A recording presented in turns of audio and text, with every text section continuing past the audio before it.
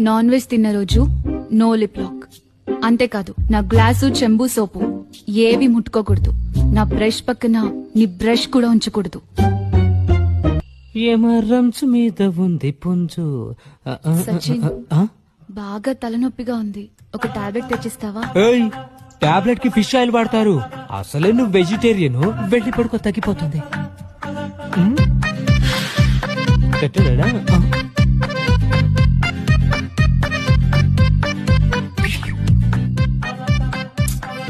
ఆలోట్ ఎందుకు ఆఫ్ చేసావు?